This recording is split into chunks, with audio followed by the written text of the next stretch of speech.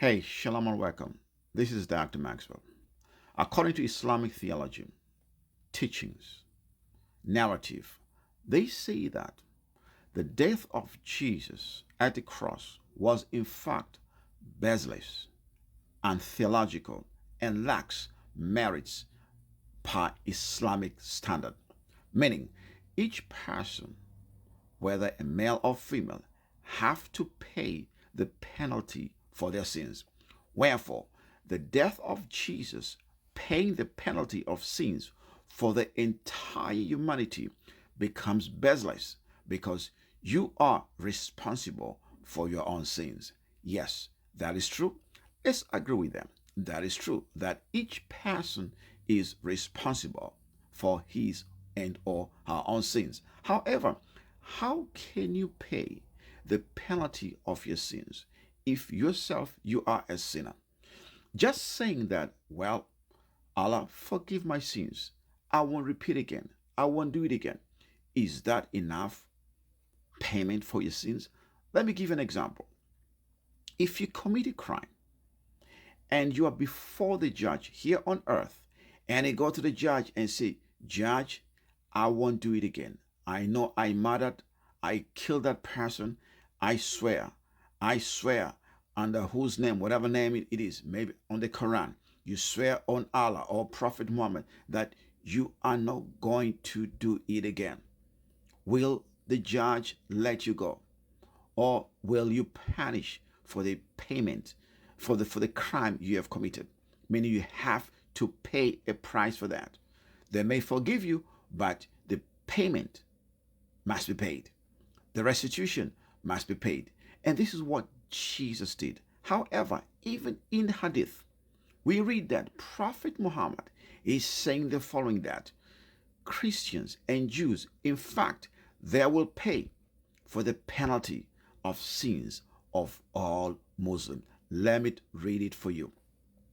Sahih Muslim, number 27678, book 50, hadith number 57.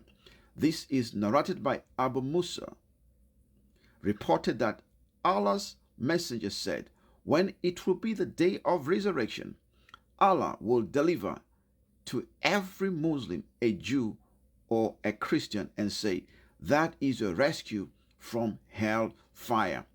Allah is saying through his prophet Muhammad that Jews and Christians, we are in fact that penalty for Muslim sin or sins. However, if Jews and Christians are sinners, how can my sin be a penalty and or substitute your sins? As sins can be and or will be substituted by a sinless person. This is why we need a lamb that was sinless, a pure lamb, and that was Jesus Christ. If this argument is true, that makes Christians and Jews sinless and or have no sin. That means we are better than them.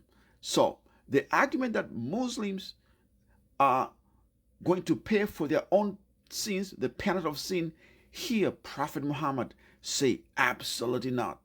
In fact, somebody has to die for your sins.